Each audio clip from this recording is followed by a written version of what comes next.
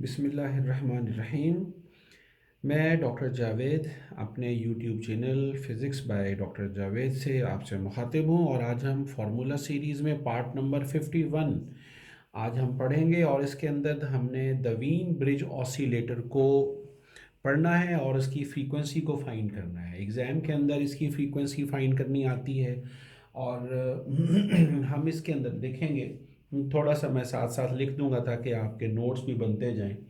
In general यानी generally हमने ये देखना है कि एक ऑसिलेटर जो है can be thought of N amplifier. तो मैं ये साथ साथ आज आपके लिए लिखता भी जाऊंगा ताकि आपके नोट्स भी बनते जाएं। Can be thought of as an amplifier block and a feedback block. यानी हमारे पास जो जनरली जो हम कंसिडर करते हैं सर्किट, उसके अंदर दो चीज़ें जो है ना वो हमने देखनी है। तो डायग्राम अगर मैं यहाँ बनाऊँ तो वो यूँ होगी कि ये एक ऑपरेशनल एम्पलीफायर है, तो ये तो एक एम्पलीफायर ब्लॉक हो गया।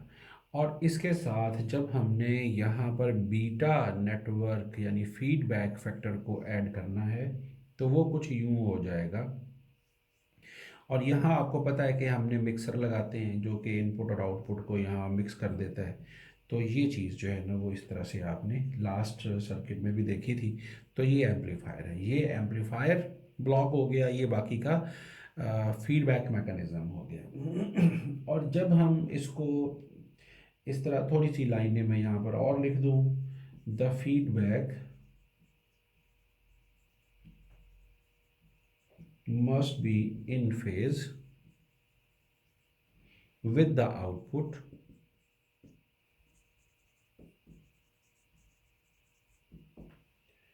to avoid cancellation।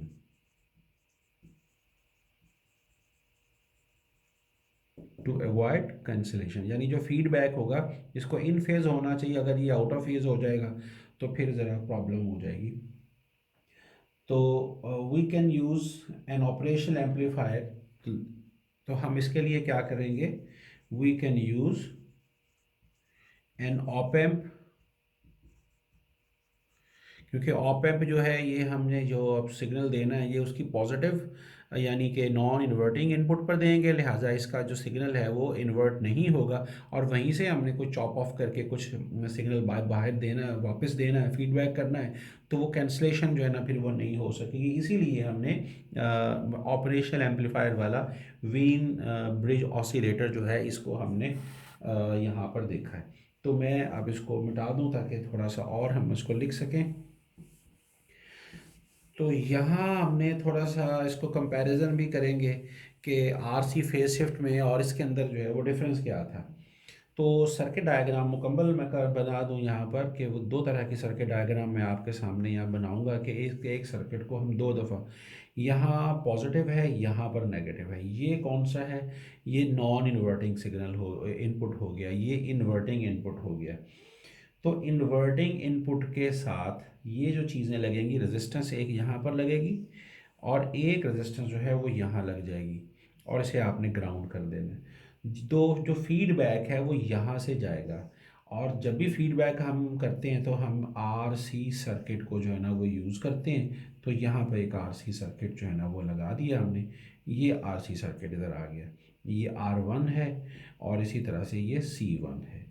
और यहाँ पर एक आरसी सर्किट जो है वो पैरेलल हमने यहाँ पर जोड़ना है। तो यहाँ पर जो है ये आरसी पर, और आपने एलसी टैंक सर्किट देखा होगा जिसको हम पैरेलल कनेक्ट किया करते हैं, वो कन्वेंशनली वो यूज़ किया जाता है, लेकिन यहाँ पर हमने R2 और C2 का एक आरसी सर्किट जो है ना ये भी वही काम करेगा जहाँ वहाँ से हम एलसी से लेते हैं। अब यहाँ पर आपने देखना है कि जो एम्पलीफायर ब्लॉक है वो इतना है, यानी ये सारा जो है ये हमारा एम्पलीफायर ब्लॉक है जिसके अंदर ये R3 और R4 रेजिस्टेंस जो है ये भी शामिल है। और जो फीडबैक है सारे का सारा वो ये फीडबैक मिल रहा है। तो इसको हम ज़रा डिटेल से आगे चलकर देखेंगे, इसके हिस्से बखरे करके। एक और तरह का सर्किट अगर मैं यहाँ पर बना दूँ, यानी मैं सिर्फ फीडबैक सर्किट को ही यहाँ पर बनाना चाह रहा हूँ, क्योंकि इस तरह से भी हमें इसको देखना पड़ता है। तो ये क्योंकि ब्रिज है, तो लिहाजा ब्रिज के लिए, इस लफ्ज़ के लिए मैंने ये सर्किट जो है ना वो बनाना है। ब्रिज कहते हैं कि भी आमने सामने चार चीज़ें, एक दो तीन और चार, ये आमने सामने अगर लगेंगी तो उस सर्किट को फिर हम ब्रिज बोलते हैं। चाहे यहाँ डायोड्स लगे हों या यहाँ पर रेजिस्टेंस, जैसे आपने पढ़ा था वीट स्टोन ब्रिज, तो उसमें रेजिस्टेंसेस लगी हुई थी चार। और जब आपने फुल वेव रेक्टिफायर सर्किट पढ़ा था तो उसके अंदर यहाँ डायोड्स लगे हुए थे, तो वो भी ब्रिज कहलाता है, ये भी ब्रिज कहलाएगा। लेकिन इसके अंदर थोड़ी सी ये रेजिस्टेंस हो गई, यहाँ पर भी एक रेजिस्टेंस है, यहाँ पर कैपेसिटर है, और कैपेसिटर के साथ जो है ना ये रेजिस्टेंस है, यहाँ भी रेजिस्टेंस है, लेकिन कैपेसिटर जो है वो इसके साथ हमने उस तरह लगाया हुआ जिस तरह ये पैरेलल लगे हुए हैं। तो ये सर्किट जो होगा ये हमारा बनेगा, ये C1 हो जाएगा, ये R1 है, इसी तरह ये C2 है, इसको R2 कहेंगे आप, इसका नाम R3 होगा और इसका नाम R4 होगा। और ये दरमियान में जो है यहाँ, यानी अगर मैं इसको यहाँ से ले आऊँ या इसको यहाँ पर ले लूँ, तो ये ब्रिज आउटपुट जो है ना वो हमने यहाँ से लेना, दिस इज़ ब्रिज आउटपुट। और यहाँ पे हम इसकी ब्रिज इनपुट जो है ना वो दे सकते हैं, यहाँ से इनपुट देंगे हम और यहाँ से हमने आउटपुट जो है ना वो लेनी है।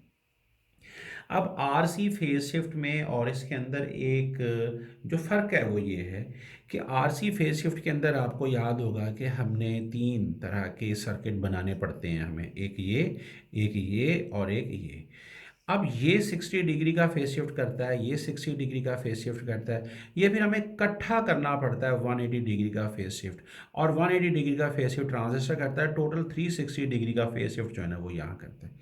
फिर हमें बार्क हाउसन क्राइटेरिया अप्लाई करना पड़ता है, क्योंकि उसके अंदर या तो उसके अंदर है कि क्लोज लूप गेन का जो फेज़ है वो या तो 0 डिग्री हो, उसकी कंडीशन या 360 डिग्री हो, या फिर मल्टीप्लाइड बाय 360 डिग्री हो, यानी इस तरह की कंडीशन हो, तो फिर हम वो क्राइटेरिया यूज़ करके फ्रीक्वेंसी को कैलकुलेट करते हैं। लेकिन यहाँ हमें ऐसा कोई गेन्स इकट्ठे नहीं, फेज शिफ्ट इकट्ठे नहीं करने पड़ेंगे, यहाँ वैसे ही जो है ना वो 0 डिग्री रहेगा, क्योंकि हमारे पास जो ऑपरेशनल एम्पलीफायर है हमने उसको इस तरह से इस्तेमाल करना है कि उसके अंदर फेज शिफ्ट जो है वो नहीं होगा। तो लिहाजा इस बात का हमने मद्देनज़र रखा, तो हमारे पास जो वीन ब्रिज ऑसिलेटर थोड़ा सा एज है इसे आरसी फेज शिफ्ट ऑसिलेटर के ऊपर। अब यहाँ आपने कंसिडर करना है कि let us consider the circuit जो मैं यहाँ पर बनाने लगा हूँ। Let us consider this circuit diagram, और वो सर्किट डायग्राम कौन सी है, मैं सिर्फ फीडबैक सर्किट बना रहा हूँ। तो फीडबैक सर्किट को अगर आप गौर से देखें तो यहाँ पर एक हमने कैपेसिटर लगाया था और साथ में रेजिस्टेंस थी।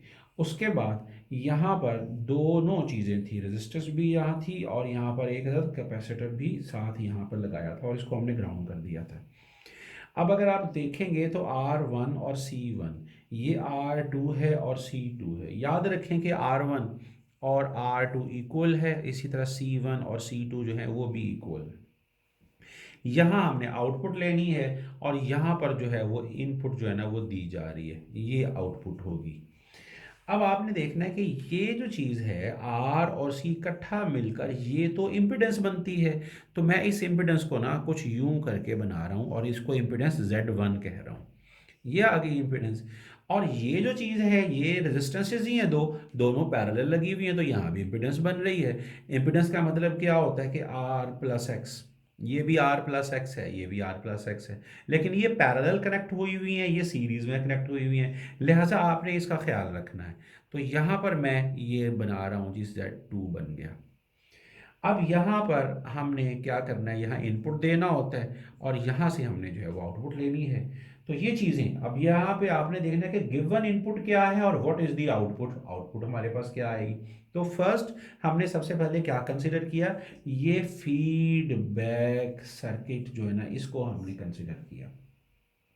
तो यहाँ पर एक वोल्टेज डिवाइडर भी है विद कॉम्प्लेक्स इम्पिडेंस। मैं इसको अगर यहाँ एक लाइन में लिख दूं कि this is a voltage divider divider इसलिए क्योंकि ये सीरीज में लगी हुई हैं, तो जहां भी रेजिस्टेंस सीरीज में होंगी हम समझ जाते हैं कि वहां वोल्टेज डिवाइडर सर्किट है। With complex with complex impedances instead of the usual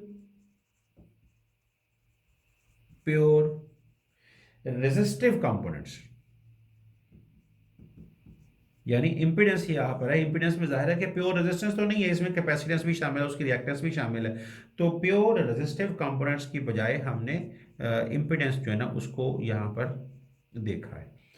अब आपने इसकी कुछ कैलकुलेशन जो है ना वो साथ साथ भी करनी है, ताकि हमें पता चले कि हम क्या कर रहे हैं। तो ये चीज़ जो है ये दिस इज़ वेरी इंपॉर्टेंट, इसको लेकर के हम आगे चलेंगे। और अब आपने स्पेसिफिकली इन दोनों को अलग अलग देखना है। मैं इसको अलग बनाऊंगा, इसको अलग बनाऊंगा, यहाँ से हम इम्पिडेंस निकालेंगे, यहाँ से भी इम्पिडेंस निकालेंगे, और बाद में फिर हम किरचॉफ का करंट रूल जो है वो लगाकर तो हम इसको कंप्लीट जो है ना वो करेंगे। तो आपके पास यहाँ जो चीज़ आ जाएगी वो ये आ जाएगी कि सबसे पहले आप देखेंगे कि आपके पास ये वाला सर्किट है, ये कैपेसिटर और ये है रेजिस्टेंस R1 और C1 हमने बोला, ये दोनों सीरीज में लगे, यानी दो रेजिस्टेंसेस ही हैं। This is the reactance of the capacitor, this is the resistor. तो दोनों क्या हैं, रेजिस्टेंसेस ही हुई, दोनों को ओम्स में ही मेजर किया जाता है। तो we can do this R plus 1/j⍵c। J क्यों लिखा ये हमने लास्ट वीडियो में समझ लिया था। तो ये इसके लिए हो जाएगा। तो जब मैं ये बनाऊंगा कि जी ये आपके पास यहाँ पर रेजिस्टेंस R2 है और यहाँ पर कैपेसिटर जो है वो C2 है, तो इन दोनों के लिए मुझे जो इम्पिडेंस लेनी है वो इस तरह से आ जाएगी। अब ये दोनों हैं पैरेलल, तो 1/R2 प्लस 1/JXC जो है ना आएगा। तो वहां से जब मैं इसको लेके आऊंगा तो आप इसको यूं लिख सकते हैं 1/j⍵c, और यहाँ पर है R प्लस 1/j⍵c। तो जब आप इसे थोड़ा सा इसको मैथमेटिक्स यहाँ पर लाएंगे तो it would be R/1 plus omega, J भी आना था j⍵RC। ये Z2 जो है ना ये आ जाएगा। बड़ा आसान सा इसका जो है ना वो मैथमेटिक्स है, तो आप इसको यहाँ पे लिख सकते हैं। अब आपने ये करना है, ये समझ लें ज़रा अच्छी तरह से कि आपने ये सर्किट बनाया था, ये है जी Z1, यहाँ पर है जी Z2। हमें ये पता है कि ये दोनों जो इम्पेडेंसेस हैं ये सीरीज में हैं, यहाँ हम दे रहे हैं इनपुट, यहाँ हम ले रहे हैं आउटपुट। तो जो करंट्स होंगे ना दो, एक करंट इसके लिए होगा, एक करंट इसके लिए होगा, तो हमारा जो KCL लॉ है वो कहता है कि दोनों करंट्स जो है ना वो इक्वल हैं, यानी I2 जो है I1 के इक्वल होगा। तो I2 इसके लिए, I1 उसके लिए। तो जब हम इसको दोनों को इक्वल कर लेंगे तो फिर जो हमारी जो होगी जो मैथमेटिक्स होगा वो किस तरह का होगा, यानी आपके पास एक जो करंट है वो तो V0/Z2 हो जाएगा, क्योंकि V0 Z2, V0 यहाँ था, Z2 यहाँ था। दूसरा जो है वो Vin/Z1 प्लस Z2 है, क्योंकि वो दोनों इसके क्रॉस थे, यानी Vn/Z1 प्लस Z2। यहाँ से आप जब V आउट निकालेंगे तो it would B Z2/Z1 plus Z2 into Vin बन गया। ये आपने बाय यूजिंग KCL को यूज करके आपने इसको फाइंड आउट किया। और जब हम वो जो पहले वैल्यूज हमने Z1 Z2 की लगाई थी वो जब इसके अंदर मैं पुट कर दूंगा सारा, तो मेरे पास जो इक्वेशन बचेगी वो ये बचेगी 3 प्लस ω/RC माइनस 1/ω/RC, और यहाँ पर आज दोनों के साथ मैंने J जो है ना वो कॉमन ले लिया है। ये V आउट है और यहाँ पर V इन जो है ना ये होगा। ये जो इक्वेशन है it is very very important. अब आपको ये समझ आनी चाहिए कि यहाँ हमने V आउट ओवर V इन, यानी हमने वोल्टेज तो हमने पकड़ ली है, ये तो हमारे पास आ गई, ये फीडबैक वोल्टेज है, फीडबैक फैक्टर तो यहाँ से हमें समझ में आ गया। लेकिन जो फ्रीक्वेंसी को कैलकुलेट करना होता है, फ्रीक्वेंसी जब हमने यहाँ से करनी हो कैलकुलेट, तो हमें कौन सा क्राइटेरिया इस्तेमाल करना पड़ता है, हमें बार्कहाउसेन क्राइटेरिया इस्तेमाल करना पड़ता है। और बार्कहाउसेन क्राइटेरिया के अंदर मैंने आपको बताया कि जो जो बीटा जो होता है यानी फीडबैक फैक्टर है उसके पास कोई इमेजिनरी कंपोनेंट नहीं होता, लिहाजा इस सारी चीज़ को हमें क्या करना होता है, ज़ीरो कर देना होता है। तो जब हम इसे ज़ीरो कर देंगे तो रिजल्ट में वी नॉट जो है वो सिर्फ 1/3 ऑफ द वी इन रह जाएंगे। ये आपने नोट कर लेना। तो मैं यहाँ से बार्कहाउसेन क्राइटेरिया लगाकर मैं क्या पुट करूँगा, मैं यहाँ से फ्रीक्वेंसी को कैलकुलेट करूँगा। तो हमारे पास क्या है, ओमेगा आर सी है और -1/ओमेगा आर सी है। इसका डिफरेंस कितना होना चाहिए, क्योंकि ये सारा प्रोडक्ट ज़ीरो होनी चाहिए। उसके बाद यहाँ से ओमेगा आपके पास निकल आता है 1/आर सी। तो यहाँ से जब आप फ्रीक्वेंसी को कैलकुलेट करोगे तो वो आ जाएगी 1/2 पाई और आर सी। तो आपने फ्रीक्वेंसी जो है वो एल सी सर्किट की देखी होगी, और ये जो उसी तरह की फ्रीक्वेंसी जो है हमारे पास यहाँ आर सी नेटवर्क से भी हमें मिलेगी, और ये फ्रीक्वेंसी ऑफ ऑसिलेशंस कहलाती है। अब आपने यहाँ देखना है कि in other words Z1 Z2 network जो था वो अटेन्यूएट करता है सिग्नल को, और in order to compensate the amplification is needed with a gain greater and less than greater and equal to 1/3। तो इसका मतलब है कि इजी होगा कि हम एक और सर्किट जो है वो यहाँ पर डिज़ाइन करें, और वो डिज़ाइन का मतलब है कि ये तो हमने अभी तक किया है फीडबैक जो सर्किट था, नेटवर्क था, मैकेनिज्म था, उसके लिए। तो जो बाकी का रह गया है, बाकी क्या रह गया था, ये ऑपरेशनल एम्पलीफायर, और ये पॉजिटिव, ये नेगेटिव, और यहाँ नेगेटिव है, तो यहाँ पर हमारे पास यहाँ वी इन हो गया है ना, यहाँ आपको वी आउट मिल रहा है। और ये रेजिस्टेंस थी यहाँ पर एक, बस साथ में ग्राउंड था, और ये एक रेजिस्टेंस थी, ये R3 और ये R4, ये दो चीज़ें जो है ना हमारे पास रहेगी। यहां भी आपने वही वाला काम करना है कि जी आपके पास दो करंट्स हैं, दोनों बराबर हैं, एक करंट इसके लिए होगा और एक करंट इन दोनों के लिए होगा। तो ये करंट जो होगा वो सिर्फ R4 के लिए होगा, यस, R4 के लिए होगा, दूसरा करंट इन दोनों के लिए होगा। लिहाजा जो दोनों करंट्स हैं वो I1 और इज इक्वल टू I2 आप यहाँ ले सकते हैं। तो एक जो करंट है इसके अंदर से हम उसको V out over R3 plus R4, यानी ये दोनों जो हैं वी आउट के साथ ये दोनों रेजिस्टेंसेज जो हैं ये सीरीज में मौजूद हैं। लिहाजा हम करंट अगर यहाँ से निकालना है तो हमारे पास क्या आना चाहिए, we not over R3 plus R4 आना चाहिए। तो दूसरा जो करंट है जो यहाँ से इनपुट वाला है वो वी इन के हिसाब से आएगा। तो वी इन जो है ओवर हम उसको R4, क्योंकि वो सिर्फ R4 से एक करंट यहाँ से आ रहा है, एक करंट जो है ना वो यहाँ से आ रहा है, तो दोनों जो है ना वो ग्राउंड हो रहे हैं। लेकिन हमें इसको एक करंट, क्योंकि ग्राउंड की तरफ तो आ सकते हैं, जाते नहीं, लेकिन जब हम इनको कैलकुलेट करते हैं तो हमें डायरेक्शन ये वाली लेनी पड़ती है, ताकि एक जो करंट होगा ना वो नेगेटिव आता है, एक करंट पॉजिटिव आता है। तो वो जो बेसिक बातें थी वो मैंने यहाँ पर छोड़ दी हैं। तो यहाँ से जब आप इक्वेशन लिखोगे तो वी आउट की वैल्यू जो आ जाएगी आपके पास वो 1+R3/R4 इंटू वी इन जो है ये लिखा जाएगा। और यहाँ से ये जो चीज़ है R3/R4 जो है, इट मस्ट बी ग्रेटर और इक्वल टू 2। इसका मतलब है जब भी हमने कोई सर्किट लगाना होगा तो जो R3 होगी ना, it should be equal to 2 of R4, या तो उससे बड़ी हो या उसके कम से कम बराबर हो, 2R4 होनी चाहिए। तो फिर जो है वो हमारा सर्किट जो है ना वो ठीक रहेगा। यानी इसके अंदर जो चीज़ें हैं लास्ट पे फाइनली, वो एक पैराग्राफ में उसको मैं ज़रा सी बात कर दूं ताकि ये कंप्लीट हो जाए। तो यह नोट कर लें कि जो ऑसिलेशंस हैं to have a constant amplitude, तो इंस्टेड ऑफ R3/R4, यानी 10 इंस्टेड ऑफ R3/R4 नेटवर्क, ये नेटवर्क है सारा, माइनस ना समझिएगा इसको, being resistors, another circuit effectively changing the amplifier gain as a function of V is desirable. Otherwise फिर आपको क्या है, यानी ये it is a way of reducing the feedback otherwise आप क्या एक्सपेक्ट करोगे? अदरवाइज एक्सपेक्ट सैचुरेशन, सैचुरेशन, और आप डिस्टॉर्शन को जो है वो एक्सपेक्ट करें। तो यहाँ हमने क्या किया, फीडबैक को कुछ हमने थोड़ा सा रिड्यूस किया, अदरवाइज फिर हमें क्या मिलेगा, डिस्टॉर्शन मिलेगी एंड नथिंग एल्स।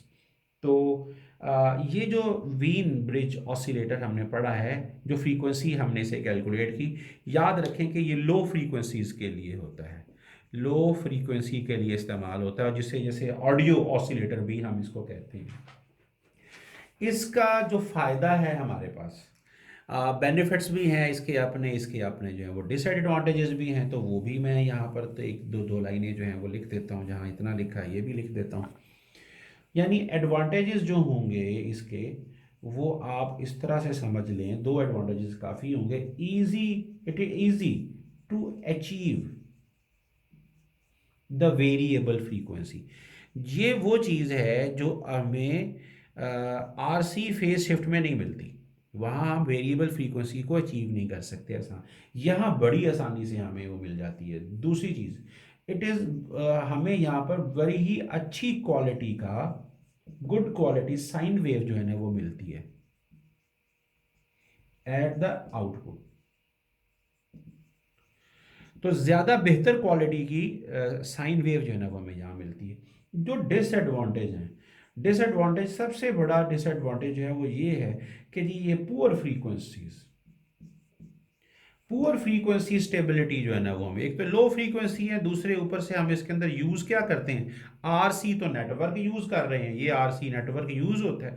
अब ये बेचारा पड़ा पड़ा ageing of the components plus humidity plus temperature, ये सारी चीज़ें मिलकर इनकी जो परफॉर्मेंस है ना वो घटा देते हैं, तो पुअर फ्रीक्वेंसी स्टेबिलिटी जो है ना वो हमारे पास होती है। दूसरे, हमें मोर नंबर ऑफ एम्पलीफायर,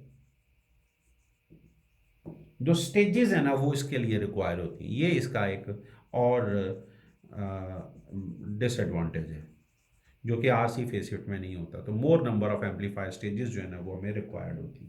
तो ये था जी पार्ट नंबर 51। तो पार्ट नंबर 52 तक के लिए डॉक्टर जावेद को अपने YouTube channel physics by doctor Javed से इजाज़त। अपना ख्याल रखिएगा। अल्लाह हाफिज़।